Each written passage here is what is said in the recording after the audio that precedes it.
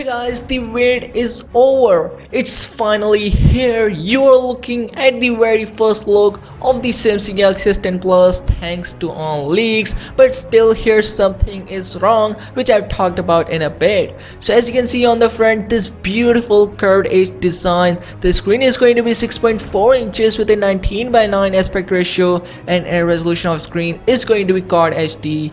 Also, here's a very small top and bottom bezels because the front cameras are not placed in this hole. The hole is slightly bigger here because of the dual cameras, whereas the Samsung Galaxy S10 Lite have that single hole, and the size of this hole is going to be 3.7mm, tiny bit bigger than 3.5mm headphone jack's hole. And a lot of people were not like that dual front facing camera placement, and they actually expect that this is wrong, but I don't think so. So let's see what will be wrong and what will be changed. So now moving on to the back, here is the Samsung's triple camera setup in a same horizontal orientation as we first saw on leaks. The triple camera setup consists of main lens with a variable aperture, same as the Galaxy S9, telephoto lens also same as the Galaxy S9 Plus, and there will be 16 megapixel super ultra wide angle lens with f1.9 aperture. But there will be huge AI changes and roll time HDR, so we can definitely expect much improvements in the camera results. Also, there will be no fingerprint scanner on the back, which means the in-display fingerprint scanner will indeed be happening,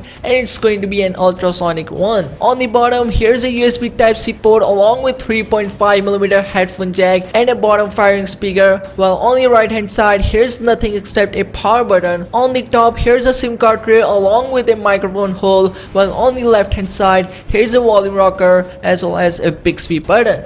Also, for the first time, we have an early benchmark of the Exynos 9820, and it scores 325,000 in Antutu benchmark. And compared to the Snapdragon 8150, this is definitely low because that goes around 360k. But overall, the Exynos 9820 is a very promising chipset, and it's an early benchmark of it, so we can expect more improvements in scores with the final version. But as for the Qualcomm chip, this time the Snapdragon 8150 is definitely looks very promising, and we also have a benchmark for the Snapdragon 8150, which reveals that's the best with the AI. It has the most AI benchmark scores compared to any of the chipsets of today. So the Galaxy S10 family and its power is looking really promising. Design wise it's great, performance wise it's going to be much powerful with the best optimization with the help of AI. And also recently we heard that one of the S10 variant will rock 12 gigs of RAM as well as 1TB of internal storage, but as I said earlier, that's going to be specific for the monster 5G Galaxy S10 model.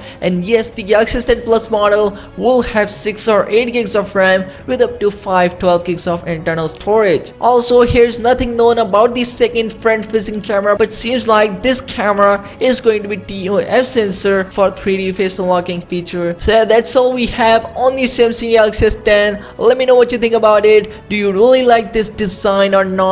Let me know in the comment section below, and please make sure to subscribe for more upcoming videos on Samsung. And yeah, I will catch you guys in the next one. See you soon.